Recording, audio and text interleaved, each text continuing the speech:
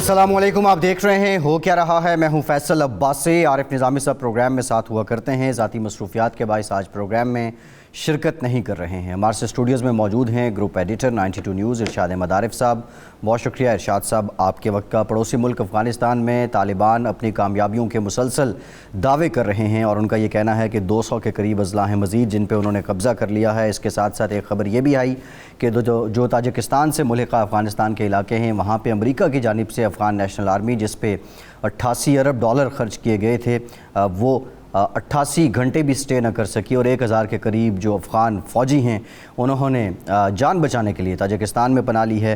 पाकिस्तान की अफ़गान पॉलिसी और अफ़गान के जो इस वक्त हालात हैं, अफ़गानिस्तान के जो इस वक्त हालात हैं उसको मद्देनज़र रखते हुए अब मज़ीद क्या होना चाहिए, इससे मुतालिक भी आज के प्रोग्राम में बात करेंगे। इसके साथ साथ आसिफ ज़रदारी साहब जो हैं उनकी ज़मानत क़ब्ल गिरफ़्तारी जो न्यूयॉर्क में उनकी जायदादों से मुतालिक उन पर इल्ज़ाम है उसको आज मुस्तरद किया गया है। अदालत ने कहा है कि मुल्ज़िम का ज़मानत क़ब्ल गिरफ़्तारी के लिए अदालत में होना ज़रूरी है। इससे मुतालिक भी बात करेंगे। लेकिन इरशाद साहब, मरियम नवाज़ साहिबा दिसंबर में ग़ालिबन वो कह रही थीं कि आर या पार हो जाएगा। फिर इसके साथ साथ PDM के प्लेटफॉर्म से हमने देखा मौलाना भी कहते थे कि हुकूमत के दिन गिने जा चुके हैं। आज जो उन्होंने बात की वो उनकी बात से पहले मुझे वो एक गाने का मिसरा याद आ रहा है कि अल्लाह जाने माही कदूँ आवेगा। आज उन्होंने कहा है कि अल्लाह जाने ये हुकूमत कब जाएगी, लेकिन जब जाएगी तो वापस नहीं आएगी। एक दिन, 2 दिन, घंटे, हफ्ते देने वाले अब एक तरह से आप कह लें कि बेयकीनी में जा चुके हैं। ये बात मरियम साहिबा ने क्यों की और वो जो बुलंदोबांग दावे थे हुकूमत घर भेजने के, इरशाद साहब, ये उनकी नफ़ी क्यों हो रही है? देखिए, एक तो ये आर या पार और दिन गिने जा चुके हैं तो आर या पार का हर किसी मतलब नहीं होगा कि पार ही होगा, आर भी हो सकता है। तो ये आर हो गया है और दिन गिने गए तो दिन गिने गए कि 2 साल मज़ीद उन्होंने हुकूमत करनी है और अगस्त तक जाके वो अगस्त 23 में फ़ारिग हो जाएंगे, उसके बाद नए इलेक्शन हो जाएंगे। तो मेरा ख़्याल है कोई कंट्राडिक्शन मुझे तो नज़र नहीं आता। इरशाद साहब, ये आपको उसने जानना वैसे मेरा ख़्याल है कि उन्होंने एक अंदाज़ा लगाया था, वो विशुअल थिंकिंग थी या सियासी गलती थी, उसकी वजह से अब वो उन्होंने मान लिया है। अगर वो अगले 2 साल मौजूदा हुकूमत को डिस्टर्ब नहीं करना चाहते या उसको टॉपल नहीं करना चाहते तो हम सब लोग जो जमहूरियत पसंद हैं इस मुल्क के वो यही तो कह रहे थे कि काम करने दें, चलने दें, इलेक्शन में जाके मुकाबला करने। तो मेरा ख़्याल है रियलाइज़ मौलाना ने भी कर लिया है, मरियम साहिबा ने भी कर लिया है। लेकिन जो स्ट्रेटजी थी ना PDM ने बनाई वो डे 1 से गलत थी। और हम जैसे आम लोग जो ज़ाहिर बात है अमली सियासत से जिनका ताल्लुक़ नहीं है, हम भी ये महसूस कर रहे थे कि जब एक बड़ी पार्टी जिसकी सिंध में हुकूमत है वो ऑन बोर्ड नहीं है इस इशू पर, इस्तीफ़ों के इशू पर, वो मौजूदा हुकूमत को किसी गैर आइनी तरीके से हटाना नहीं चाहती, तो फिर उस तहरीक की कामयाबी जो है वो मशकूक है, वो मुमकिन नहीं है। और ये बात अगर मौलाना को समझ नहीं आई या मियां नवाज शरीफ साहब को समझ नहीं आई या मरियम साहिबा को समझ नहीं आई तो फिर कसूर इनका है। मैं नहीं समझता कि पीपल्स पार्टी का कसूर है इसमें जो इरशाद साहब इंतहाई लाइन थी मौलाना की और बिलखुसूस मुस्लिम लीग नून की, पीपल्स पार्टी का एक प्रिंसिपल स्टैंड रहा। इवन मुशर्रफ साहब के ज़माने में भी वो कहते थे कि हम 1985 वाली गलती नहीं करेंगे। एक तो इलेक्शन बाइकआउट के वो बहुत ख़िलाफ़ हैं और फिर पार्लिमानी फ्लोर छोड़ने पे वो ख़ासे ख़िलाफ़ हैं। अब क्या पीपल्स पार्टी की अप्रोच उस इंतहाई लाइन में नज़र नहीं आई या ये इंतहाई लाइन भी आशीर्वाद से थी कि लोगों को एटलीस्ट मोबिलाइज़ करवाया जाए कि हम स्ट्रॉन्ग अपोजिशन है और हम आपके साथ हैं? नहीं, जो बात पीपल्स पार्टी कर रही थी इन दोनों ने बिल आखिर उसको मान लिया और चाहते ये भी यही थे। ये भी देखें ना, इनको भी पता था कि इनके MNAs इस्तीफ़ा देने के लिए तैयार नहीं हैं। सिर्फ ये था कि ये जो मामला है बंदूक किसके कंधे पर रखी जाए। इन्होंने पीपल्स पार्टी के कंधे पर रख के फायर करना चाहिए, उन्होंने कंधा पेश नहीं किया और वो सारा मामला गड़बड़ हो। मौलाना और नवाज शरीफ साहब के अलावा ना मुस्लिम लीग चाहती थी, ना जमीयत उलमा इस्लाम चाहती थी, ना PDM की कोई दूसरी जमात चाहती थी कि इस्तीफ़े दे दिए जाएँ और एक रिस्क लिया जाए कि उसके नतीजे में वाकई कोई नए इलेक्शन होते हैं या जो ज़िमनी इलेक्शन हो जाते हैं या कोई और गैर सियासी गैर जमहूरी किस्म का सिस्टम आ जाता है। तो रिस्क कोई भी लेने के लिए जी बिल्कुल ठीक है। इरशाद साहब, एक ब्रेक लेते हैं और ब्रेक के बाद कुछ जिक्र फवाद चौधरी साहब ने कहा है कि जो भारत से लाताल्लुक़ ناراض بلوچ دوست ہیں ان کو ہم منائیں گے، بالخصوص جو سیاسی طور پہ ناراض ہیں ان کو منائیں گے. یہ جو حکومت پاکستان کی پالیسی ہے، پچھلی حکومتوں نے بھی، پیپلز پارٹی نے بھی آغاز حقوق بلوچستان، اس سے پہلے بھی کوششیں کی گئیں. اب یہ حکومت کس اپروچ کے ساتھ جائے گی، بریک کے بعد بات کرتے ہیں.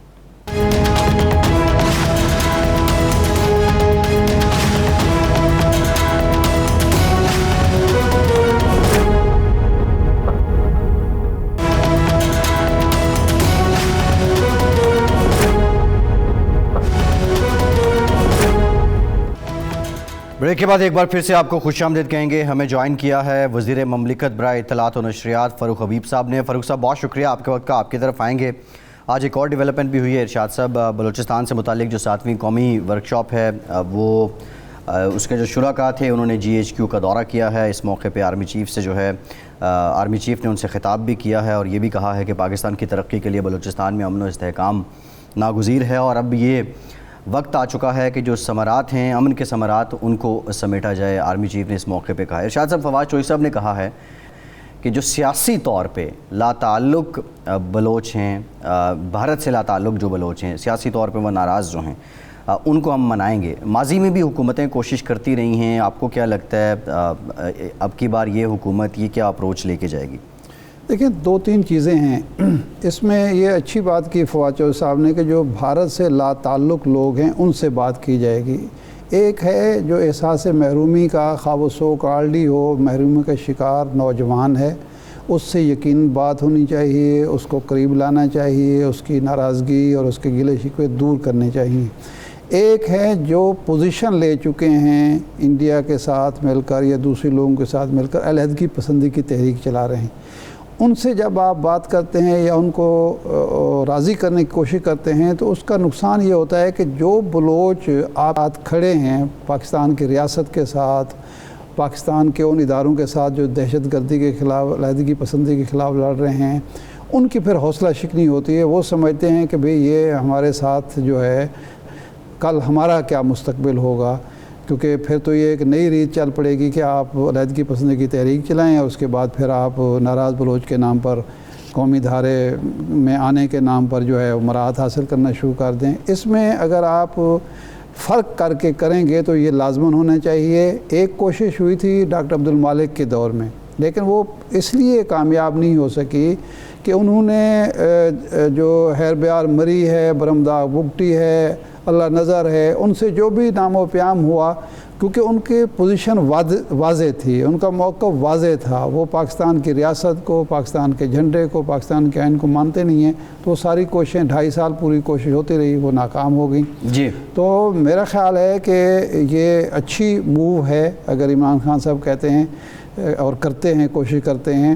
لیکن جو ہمارے بلوچ بھائی ہیں جو اس وقت سسٹم کا حصہ ہیں، ان کی مرضی سے، ان کی رضامندی سے اور ان کی مشاورت سے یہ عمل ہونا چاہیے تاکہ کوئی غلط فہمی پیدا نہ ہو. جی ٹھیک. لیکن وے فارورڈ کیا ہوگا یہ فاروق حبیب صاحب ہمیں بتا سکتے ہیں کہ ظاہر ہے وہ کیبنٹ کا حصہ ہے کہ وہاں ڈسکشن کیا ہوئی ہے. جی بالکل. فاروق صاحب ایک اپروچ بتا دیں. بلوچ جو ناراض لوگ ہیں ان کا بھی ذکر کیا ارشاد صاحب نے، جو فیڈریشن کے ساتھ ہیں ان کا بھی ذکر کیا. پھر اس میں ہم نے یہ بھی دیکھا کہ جو پشتونوں کی ایک سیاست ہے بلوچستان کے اندر اور ان کے جو رہنما ہیں وہ آئے دن ان کی سٹیٹمنٹس بھی آپ کے سامنے آتی ہیں. کیا ان کو بھی اس اپروچ میں آن بورڈ لیا جائے گا؟ دیکھیں، بات یہ ہے کہ ہم یہ چاہتے ہیں کہ پاکستان کے اندر ہم اپنی فیڈریشن کو بھی مضبوط کریں اور اس فیڈریشن کے اندر جو پاکستان کے اندر رہنے والے لوگ بھی ہیں. اب بلوچستان کے اندر آپ کے علم میں ہے کہ ایک سطح کے اوپر جو ہے وہ لوگوں کی محرومیاں رہی ہیں اور ان کے شاید کچھ جو پولیٹیکل لیول کے اوپر ان کے گرے شکوے جو ہیں وہ جائز بھی ہو سکتے ہیں، جس میں ان کے تحفظات ہو سکتے ہیں کہ ان کی بات جو ہے وہ صحیح طریقے سے نہیں سنی اور وہ ریاست مخالف کارروائیوں کے اندر جو ہے وہ ملوث نہیں ہے. تو ریاست بھی ان کو جو ہے وہ اپنے سینے کے ساتھ لگانا چاہتی ہے.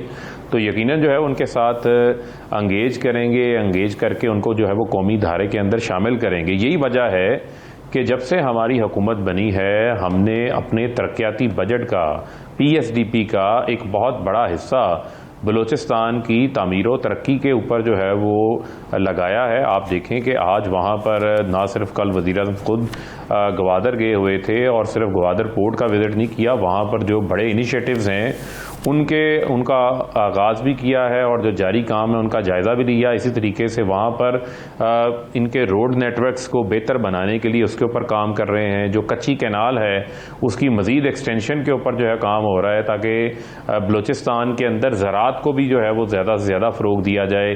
نیشنل ایگریکلچر جو ٹرانسفارمیشن ہمارا پلان ہے اس کا مقصد بھی یہ ہے کہ وہاں جو زراعت کے ہمارے پوٹینشیل ہے اس پوٹینشیل کے اوپر عمل درآمد کریں. تو وہ وجہ کیا ہے اس تمام چیز کی کہ ہم چاہتے ہیں کہ ہم لوگوں کو نیگیٹیوٹی سے نکال کر ہم اس کو مثبت سائڈ کے اوپر لے کر آئیں, مثبت سرگرمیوں کی طرف لے کر آئیں. اسی وجہ سے وزیر اعظم صاحب نے کل ان کے ساتھ بات کرنے کا جو اپنا پیغام ہے وہ آگے جو ہے وہ پیش کیا ہے, اور میں سمجھتا ہوں کہ اس کے جو نتائج ہوں گے وہ بلوچستان کے اندر امن کے حوالے سے, پاکستان کے اندر امن کے حوالے سے جو ہے وہ بڑے دور رس اور سٹیبل نتائج ہوں گے انشاءاللہ.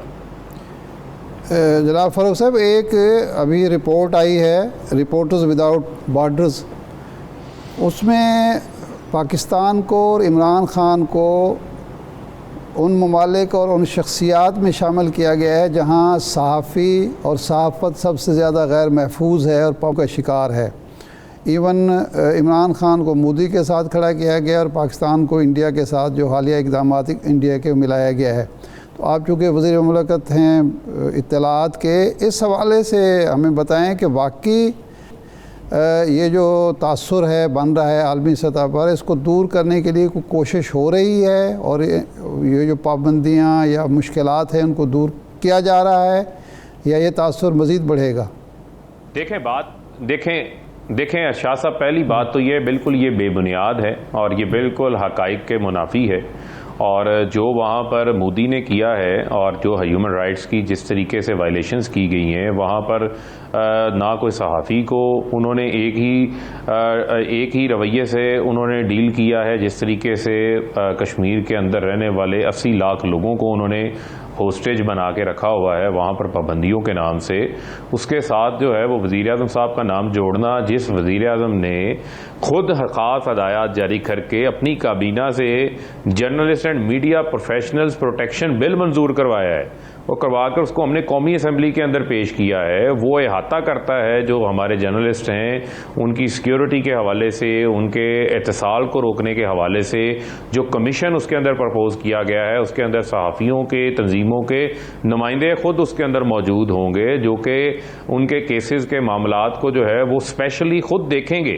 تو میں یہ سمجھتا ہوں کہ جو یہ رپورٹ بنانے والے ہیں, جو آبزرورز ہیں, لگتا ہے کہ انہوں نے تعصب کی نظر سے جو ہے ان تمام چیزوں کو دیکھا ہے اور اس کے اوپر انہوں نے نظر نہیں دوڑائی. اور وہ 2018 کے حوالے سے ذکر کر رہے ہیں.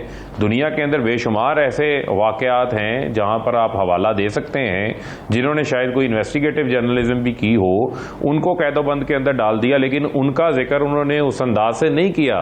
اور میں یہ سمجھتا ہوں کہ اس کے اوپر ہم اس ایشو کو ضرور ٹیک اپ بھی کریں گے اور اس کو ہم ایڈریس بھی کریں گے. اور اس حوالے سے جو ففتھ جنریشن وارفیئر کا جو زمانہ ہے, مجھے لگتا ہے کہ وہاں سے اس حوالے سے بھی کچھ چیزیں جو ہے وہ کنٹریبیوٹ کی گئی ہیں. اگر آپ اس کی پوری رپورٹ کو دیکھیں تو جس انداز سے انہوں نے ٹارگٹ کر ایک سیگمنٹ کو ٹارگٹ کیا ہے, وہ ایک خاص سوچ ہے جو یہ چاہتی ہے کہ اس قسم کا امیج جو ہے وہ باہر جائے, جبکہ آن گراؤنڈ ہرگز ایسا کام نہیں ہے.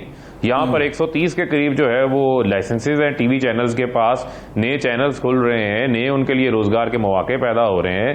حکومت جو ہے وہ جتنے ڈیوز تھے وہ ہم نے ادا کیے ہیں, جس طرح میں بتا رہے تھے کہ 70 کروڑ روپیہ جو ہے وہ ادا کیا گیا ہے, جو ٹرانسپیرنٹ ہم سسٹم کو لے کر آئے ہیں تاکہ جو ہمارے جو چینلز ہیں, جو ہمارے نیوز پیپرز ہیں, وہ ایک سسٹینیبل ماڈل کی طرف جائیں جس سے صحافیوں کی نوکریوں کو بھی ہم پروٹیکٹ کر سکیں.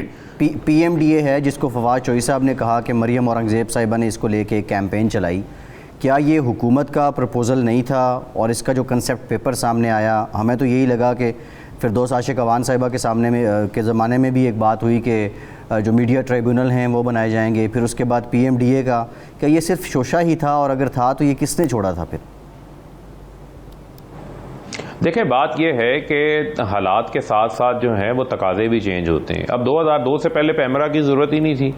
جب الیکٹرانک میڈیا فلرش کرنے لگا تو اس وقت پیمرا بھی بنانے کی ضرورت پیدا ہوئی, پیمرا بھی بن گیا, ایک قانون بھی بن گیا. ہر قانون کے اندر بہتری کی, ہر دور کے اندر ضرورت بھی ہوتی ہے اور اس دور حاضر کا وہ تقاضا بھی ہوتا ہے، لیکن دیکھنا یہ ہوتا ہے کہ اس قانون سے آپ نتائج کیا حاصل کرنا چاہ رہے ہیں۔ ہم Pakistan media development authority, Maryam Aurangzeb نے تو مخالفت برائے مخالفت کی نا، انہوں نے پڑھا تو ہے نہیں، اور اس پہ انہوں نے آ کر آؤٹ آف دا بلو جو ہے اس کو آ کے بلو کر دیا اس چیز کو۔ اب جو اس کے حقائق ہیں، حقائق یہ ہیں کہ ہم ڈیولپمنٹ سائڈ کے اوپر جانا چاہتے ہیں۔ ہم چاہتے ہیں کہ ہم میڈیا کی ڈیولپمنٹ کریں، اور ایسے ادارے اس ٹائم جو ہیں وہ اپنی آئسولیشن کے اندر کام کر رہے ہیں۔ اب آپ دیکھیں کہ پیمرا جو ہے وہ ایک الگ کام کر رہا ہے، A B C audit bureau of جو سرٹیفکیٹس دیتے ہیں ہمارے اے بی سی، وہ الگ کام کر رہے ہیں۔ 1650 اخبارات ہیں، ان میں سے آدھے اخبارات جو ہیں وہ ڈمی نیوز پیپرز ہیں، پریس رجسٹرار کا آفس ہے، اسی طریقے سے پریس کونسلز ہے، آئی ٹی این ای ہے جو صرف آپ کے پرنٹ میڈیا کے صحافیوں کو کور کرتے ہیں، اس میں وہ الیکٹرانک میڈیا کے صحافیوں کو کور نہیں کرتے۔ اس میں ٹریننگز کو شامل کیا گیا ہے۔ میڈیا ٹرائبونلز کا مطلب کوئی ایسا نہیں ہے کہ کسی کو جو ہے وہ چونک کے اوپر آپ نے کھڑا کر کے سزا دے دینی ہے۔ اس میں میڈیا کونسل ہے، میڈیا ٹرائبونل ہیں، اور ڈیجیٹل میڈیا کے حوالے سے فریم ورک بنا رہے ہیں۔ تو اس میں ہم پازیٹیو چیزیں لے کر آ رہے ہیں جو خالصتاً جو ہے وہ میڈیا کی ویلفیئر اور ان کی اپنی فلاح کے لیے اور اس سسٹم کو مزید مضبوطی اور مستحکم بنانے کے لیے۔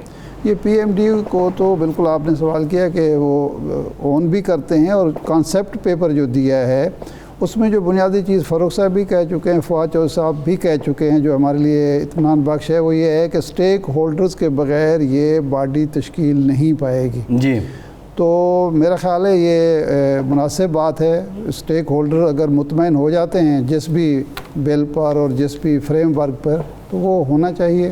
تو بالکل ٹھیک ہے۔ ٹھیک ہے۔ آج فاروق صاحب ایک اور معاملہ ہوا، مریم صاحبہ نے کہا جی اللہ جانے یہ حکومت کب جائے گی، لیکن جب جائے گی تو واپس نہیں آئے گی۔ پہلے تو آپ کو ڈیڈ لائنز مل رہی تھیں، 2 سال اب آپ کے پاس اپوزیشن کی طرف سے بھی بڑے سموتھ آ چکے ہیں، تو how to deliver sir public sentiment کیسے بدلنا ہے؟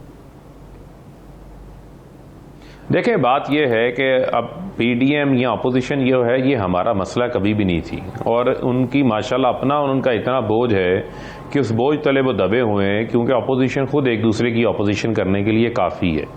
اور جہاں تک رہ گئی بات مریم صاحبہ کے کسی بیان کو ہم جو ہے وہ سنجیدہ نہیں لیتے، اور ان کا جو معاملہ ہے وہ شہباز شریف کے ساتھ ہے، وہ اپنا معاملے کو سیٹل کریں۔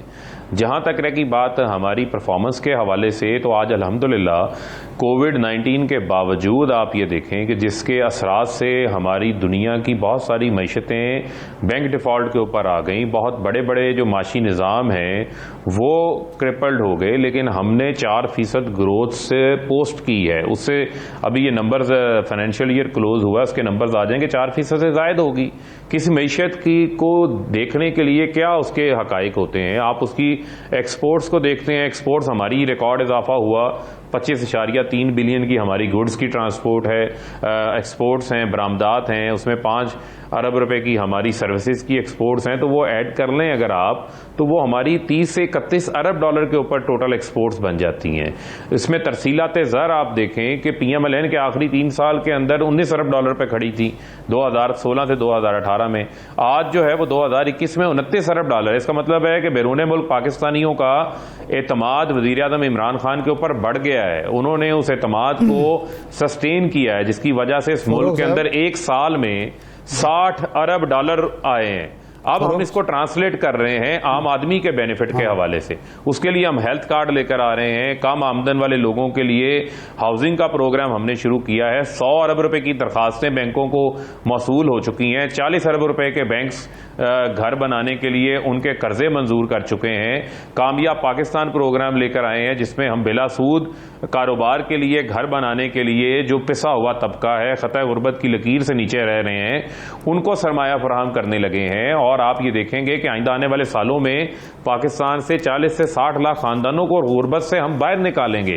ایک مربوط جامع جو ہے وہ ہماری حکمت عملی ہے، ہم لوگوں کو اسٹریٹجک منصوبے بنا رہے ہیں، ڈیمز بنا رہے ہیں، 10 ڈیمز کے اوپر کام ہو رہا ہے، لوگوں کو سستی بجلی فراہم کرنا چاہتے ہیں ہم۔ جی ٹھیک ٹھیک فاروق صاحب، بات یہ ہے کہ یہ بالکل آپ کے منصوبے سامنے آ چکے، یہ اعداد و شمار جو ہوتے ہیں نا، اس سے پیٹ نہیں بھرتا۔ مہنگائی اور بے روزگاری، یعنی آپ کا جو بجٹ آیا اس کا ریفلیکشن ابھی تک نہیں ہے عوام کی سطح پر کہ مہنگائی میں کوئی کمی ہوئی ہو، آٹا سستا ہو گیا ہو، دالیں سستی ہوئی ہوں، چینی سستی ہوئی ہو، باقی جو چیزیں ہیں، یا بے روزگاری کم ہو رہی ہو۔ اگلے 2 سال آپ کے لیے سب سے چیلنج بڑا یہی ہے، تو اس کے لیے کوئی عملی اقدامات کیا ہیں؟ 2 ہے، ایک تو جو آپ نے کیا ہے اس کے بھی اثرات ہوں گے، لیکن سب سے بڑا مسئلہ لوگوں کو یہ پیش آ رہا ہے کہ آپ کی گرفت انتظامی نہیں ہے، کہ جو چیز جو مہنگا کرنا چاہے کوئی اس کو روکنے والا نہیں ہے۔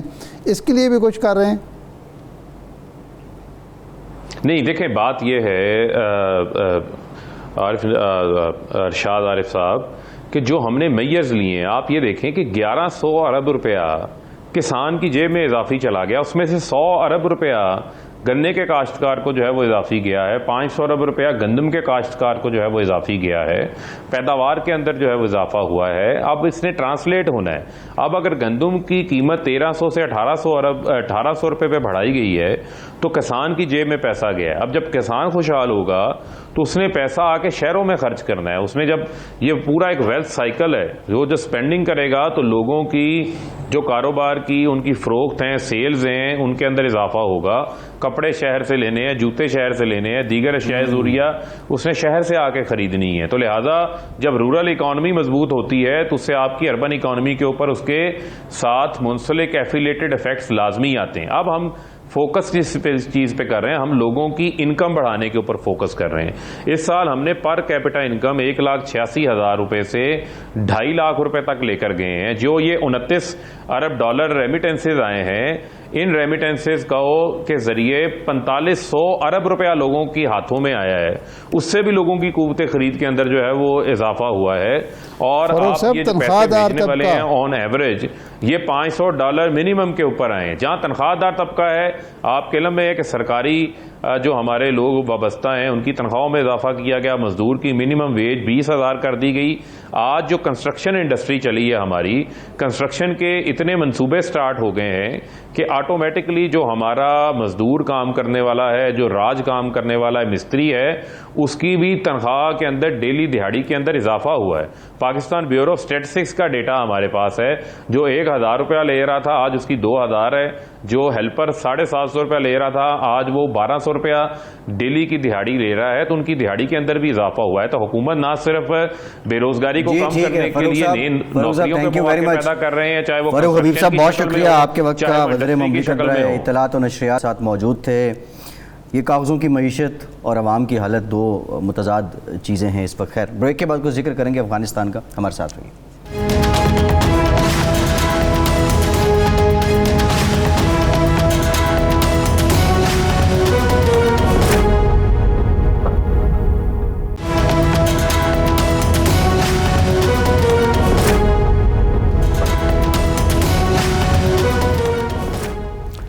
بریک کے بعد ایک بار پھر سے آپ کو خوش آمدید کہیں گے۔ بریک سے پہلے ہم نے ذکر کیا تھا افغانستان کا۔ اس وقت جو بین الاقوامی میڈیا ہے اس پہ خبر بہت زیادہ گردش کر رہی ہے کہ جو بگرام ایئر بیس ہے اس کو چھوڑنے سے پہلے جو امریکی فوجی تھے اور جو آفیشلز تھے، انہوں نے جو وہاں کے کمانڈر تھے، انتظامیہ تھے، ان کو آگاہ کرنا بھی مناسب نہیں سمجھا ہے۔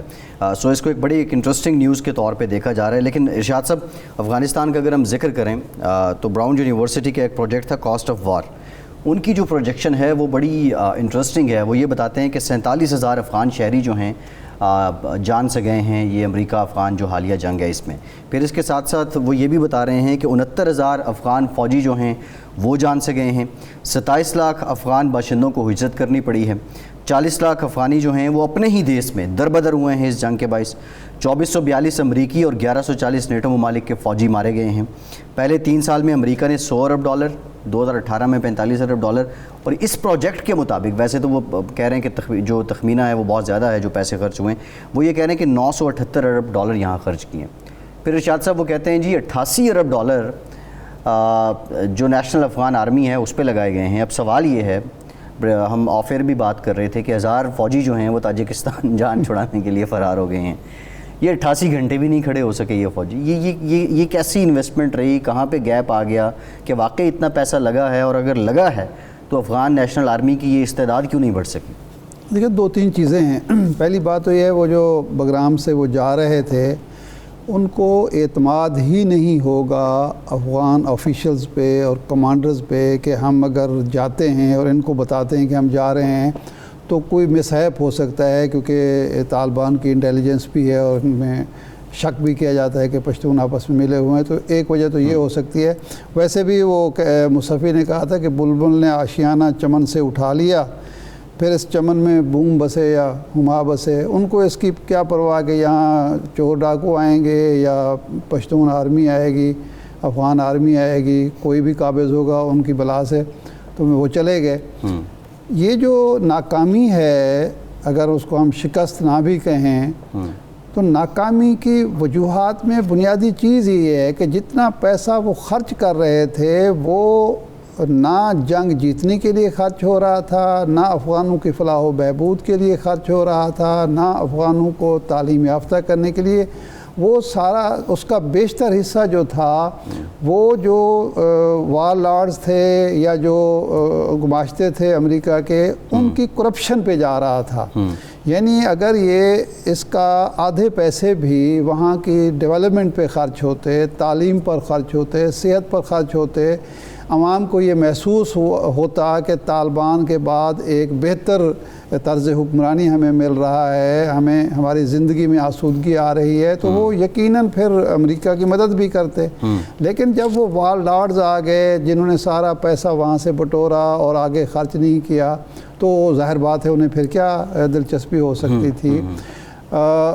تو اس وجہ سے ناکامی کی وجوہات میں شامل ہے۔ جس ملک کی فوج کے 1000 سپاہی جان بچانے کے لیے دور فرار ہو جائیں، آپ اس سے اندازہ کر سکتے ہیں کہ اس فوج کی کیا حالت ہوگی۔ بالکل ٹھیک ہے۔ اور جو شمال میں طالبان بڑھتے چلے جا رہے ہیں، تو یہ صرف ان کی طاقت کا اظہار یہ بڑا امپورٹنٹ پوائنٹ ہے جو شمال کی طرف ان کی پیش قدمی ہے۔ ذرا اس پہ ارشاد صاحب ہم آئیں گے، ڈیٹیل بات کریں گے۔ سلیم صافی صاحب سینئر صحافی، تجزیہ کار ہیں، ماہر ہیں افغان امور کے، ہمیں جوائن کر چکے ہیں۔ بہت شکریہ صافی صاحب آپ کے وقت ہے۔ صافی صاحب، آج جو خبر ہے وہ یہ ہے کہ طالبان کی جانب سے افغان حکومت کو یہ کہا گیا ہے کہ وہ تحریری طور پہ جو امن منصوبہ ہے اس کا مسودہ پیش کریں گے، اور 1 مہینے کا وقت بھی انہوں نے اس کے لیے مانگا ہے۔ لیکن آپ نے اپنا جو تجزیہ پیش کیا تھا، ایک تو آپ نے یہ کہا تھا کہ جو نجیب حکومت کی طرف سے غلطی کی گئی، اس وقت رشیا کی طرف سے غلطی کی گئی، ابھی وہی غلطیاں جو ہیں وہ دہرائی جا رہی ہیں، اور اگر اس وقت کچھ تصفیہ ہو جاتا تو افغانستان تباہ نہ ہوتا۔ دوسری آپ نے بات کی تھی کہ امریکہ جو ہے وہ امریکی فوج نکلے گی، امریکہ نہیں نکلے گا، اور امریکہ کا جو ریموٹ ہے، جو طالبان کا جو ریموٹ ہے وہ امریکہ کے ہاتھ میں ہی رہے گا۔ اب جب طالبان امن کے لیے مسودہ یا منصوبہ پیش کر رہے ہیں، آپ نہیں سمجھتے کہ یہ تصفیہ کسی حد تک ہو جائے گا اور اس سارے کو لیڈ بھی وہ خود ہی کریں گے، یا تھرڈ پارٹی کوئی ثالث ہوگا بیچ میں جو اس کو چلائے گا؟ نہیں، ایک تو میں ذرا تصدیق کر دوں، میں نے یہ نہیں لکھا تھا کہ طالبان کا ریموٹ ان کے ہاتھ میں رہے گا، بلکہ میں نے یہ کہا تھا کہ شاید افغانستان کا ریموٹ ان کے ہاتھ میں رہے گا، اور کسی حد تک طالبان سے بھی وہ اثر انداز ہو سکتے تھے۔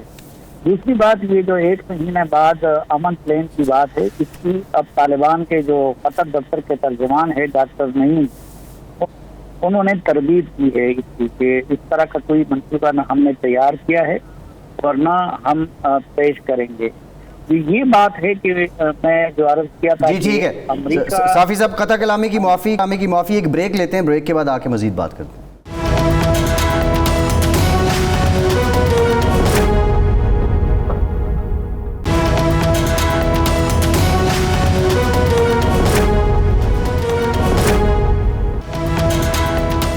بریک کے بعد ایک بار پھر سے آپ کو خوش آمدید کہیں گے۔ بریک سے پہلے ہم ذکر کر رہے تھے افغانستان میں جو اس وقت حالات ہیں ان کا۔ صافی صاحب، ایک تو یہ بتا دیں کہ امریکہ کی جانب سے جو طالبان ہیں ان کو اشرف غنی صاحب سے بالا کیوں انگیج کیا گیا، اور معروضی حالات میں کتنا فرق ہے؟ جب ڈاکٹر نجیب کی حکومت تھی اور اب جب اشرف غنی صاحب کی حکومت ہے، اس وقت رشیا نکل رہا تھا، آج امریکہ نکل رہا ہے۔ ایک تو یہ کہ امریکن کے سامنے سوویت یونین کا ایک تجربہ تھا، اور انہوں نے کہا تھا کہ ہم ماضی کو ریپیٹ نہیں کریں گے، کیونکہ سوویت یونین کے انخلا کے وقت یہ غلطی ہوئی کہ اس وقت اس انخلا سے پہلے نجیب حکومت اور مجاہدین کی ڈیل نہیں کروائی گئی، جس کے بعد پہلے مجاہدین اس سے لڑتے رہے، پھر آپس میں لڑتے رہے، اور اتنی تباہیاں آئی کہ اس کے بعد پھر لوگوں کو طالبان جیسی قوت کو تسلیم کرنا پڑا۔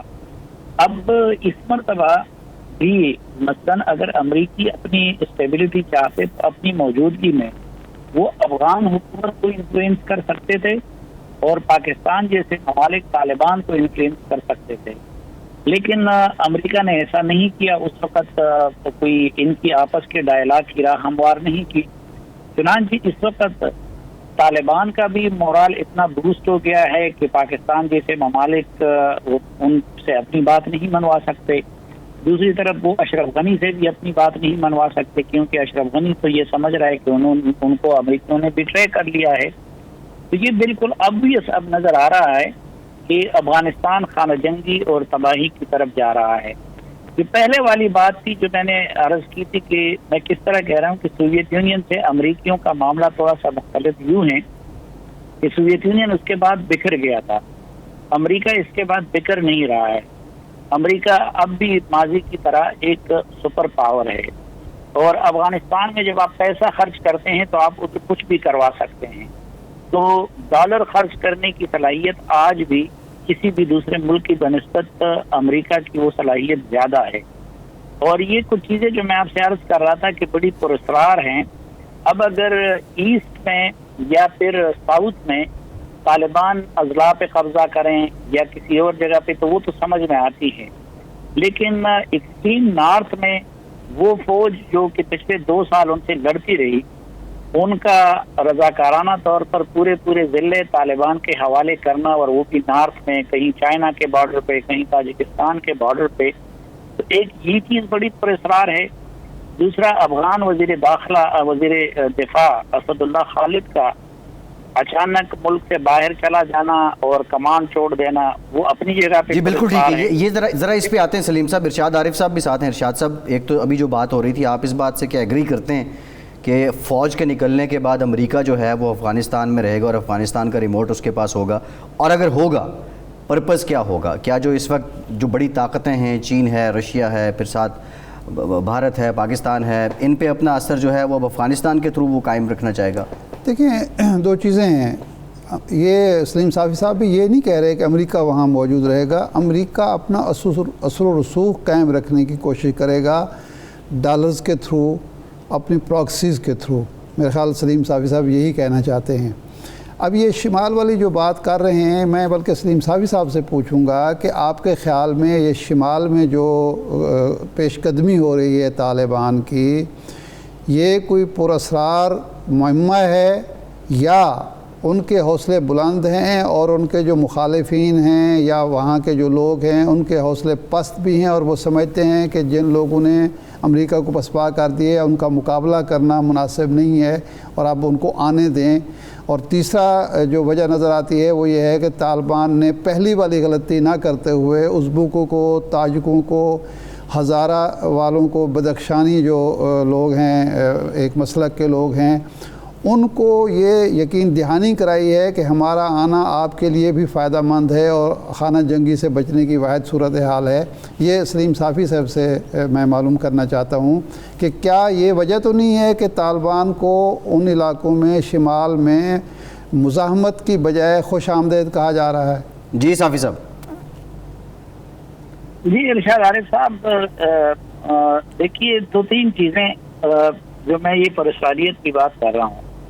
ایک تو یہ ہے کہ یہ پہلے اطلاع تھی کہ یہ انڈرسٹینڈنگ ہو چکی ہے کہ طالبان صوبائی ہیڈ کوارٹر پہ قبضہ نہیں کریں گے. اب آپ دیکھیں کہ وہ ضلع پہ تو قبضہ کر رہے ہیں، لیکن کئی صوبائی ہیڈ کوارٹر ہیں جس پہ وہ آسانی کے ساتھ قبضہ کر سکتے ہیں، لیکن اس پہ وہ نہیں کر رہے ہیں. صافی صاحب، شمال کی جانب جو طالبان کی پیش قدمی ہے اور کوئی اتنی سخت مزاحمت بھی نہیں ہے، اس کے پیچھے کیا ہو سکتی ہے وجہ؟ دیکھیے یہی کچھ چیزیں ہیں جو معاملے کو پرسرار بناتی ہیں. اب مثلا شمال کے کچھ لیڈر وہ یہ الزام لگا رہے ہیں کہ ان کی فوج کو اپنے ہائی کمانڈ کی طرف سے یہ حکم ملتا ہے کہ وہ مزاحمت نہ کریں، یا پھر یہ کہ وہ ہائی کمانڈ سے ڈسکنیکٹ ہوتے ہیں. اب دیکھیں امریکیوں نے تو آپریشن میں حصہ لینا پچھلے 1 سال سے چھوڑا ہوا تھا. اب یہی افغان آرمی تھی کہ جو پچھلے پورے سال ریزسٹنس کر رہی تھی. اور یہاں پہ ساؤتھ میں اور ایسٹ میں کر رہی تھی، اور اس پورے سال میں طالبان کوئی ضلع پہ یا کسی صوبے پہ اپنا قبضہ نہیں جما سکے، لیکن اب وہ نارتھ میں جا کے اور مغرب میں جا کے پورے ضلع ان کے سامنے سرنڈر ہو رہے ہیں۔ تو یہ بات ایک بڑی حیران کن ہے اور پرسرار بھی ہے کہ بھئی اگر یہاں پکتیا، پکتیکا، ہلمند، زابل میں یہ چیز ہوتی تو وہ تو انڈرسٹینڈیبل تھی، لیکن یہ ہے کہ نارتھ میں اور مغرب میں، ویسٹ میں یہ سب کچھ ہو رہا ہے۔ دوسرا میں نے آپ سے عرض کیا کہ دیکھیے جو افغان ڈیفنس منسٹر تھے اسد اللہ خالد، وہ این ڈی ایس کے بھی سربراہ رہے تھے، ان کا ذاتی انتقام بھی تھا کیونکہ طالبان کے ایک سوسائڈ حملے میں وہ بچ گئے تھے، بہت زیادہ زخمی ہو گئے تھے، پھر امریکہ میں ان کا علاج ہوتا رہا اور وہ امریکہ کے آدمی سمجھے جا رہے تھے۔ اب پچھلے پورے سال میں وہ یونیفارم پہن کے خود جو فرنٹ لائن تھے ان پہ کمانڈ کرتے رہے، لیکن پچھلے دن وہ پرسرار طور پر غائب ہو گئے، اور پھر ہفتے ڈیڑھ بعد پتہ چلا کہ جی وہ بیمار ہے اور وہ امریکہ چلے گئے ہیں، جس کی وجہ سے اشرف غنی کو نیا وزیر دفاع بسم اللہ خان مقرر کرنا پڑا اور فوج کا سربراہ بھی انہوں نے تبدیل کر دیا۔ پھر میں نے آپ سے جو عرض کیا کہ آخر سوال یہ ہے کہ اگر خود امریکی یہ سب کچھ نہیں چاہتے اور کسی پلاننگ کے تحت یہ سب کچھ نہیں ہو رہا، تو پھر طالبان کئی صوبے اور صوبائی ہیڈ کوارٹر جو وہ بڑے ایزیلی قبضہ کر سکتے ہیں، تو ان کو قبضہ کیوں نہیں کر رہے؟ صرف ذلی مراکز اور ضلعوں کے قبضے پہ کیوں اکتفا کیا جا رہا ہے؟ صافی صاحب، اس کی ایک وجہ تو یہ بھی نظر آتی ہے نا کہ طالبان کی یہ اسٹریٹجی ہو کہ جب تک امریکہ اور نیٹو کا انخلا مکمل نہیں ہوتا اس وقت تک ہم کوئی نیا کنفلکٹ شروع نہ کریں۔ اگر ہم صوبائی دارالحکومت پر قبضہ کر لیتے ہیں تو پھر ظاہر ہے امریکہ اپنا انخلا روک بھی سکتا ہے اور وہ حملے بھی جاری کر سکتا ہے، ایک وجہ یہ بھی ہو سکتی ہے۔ دوسری ایک وجہ جو مجھے نظر آتی ہے، کیا یہ نہیں ہو سکتا کہ یہ جو طالبان اور وہاں داعش کی موجودگی ہے، امریکہ کو، چین کو، روس کو یہ سوٹ کرتا ہو کہ طالبان وہاں اگر قابض ہو جائیں تو وہ داعش کا مقابلہ کر سکتے ہیں؟ بریف کمنٹ صافی صاحب، بریف کمنٹ کیجیے گا۔ اب پہلی بات تو یہ ہے کہ وہ جو آپ امریکی رد عمل، وہ تو پھر ضلعوں کے قبضے کے نتیجے میں بھی وہ کنفلکٹ سامنے آ گیا ہے اور اس کے نتیجے میں جنگ جگہ جگہ چھڑ گئی ہے۔ تو وہ اگر کسی صوبے پہ قبضے سے ہو سکتا تھا وہ تو اضلاع کی صورت میں بھی ہو سکتا ہے۔ دوسری بات یہ کہ پچھلے پورے سال کے دوران طالبان نے امریکہ کے خلاف ایک گولی نہیں چلائی اور امریکہ نے طالبان کے خلاف ایک گولی نہیں چلائی، لیکن افغان حکومت کے ساتھ اس کی جنگ جاری رہی۔ تیسری بات یہ ہے کہ جب امریکی 1 مئی کو حسب وعدہ نہیں نکلے تو طالبان کو تو پھر معاہدہ ٹھیک ہے صافی صاحب، پروگرام کا وقت ختم ہو گیا ہے۔ بہت شکریہ سلیم صاحب آپ کا، ارشاد احمد عارف صاحب آپ کا، آج کے پروگرام سے اتنا ہی۔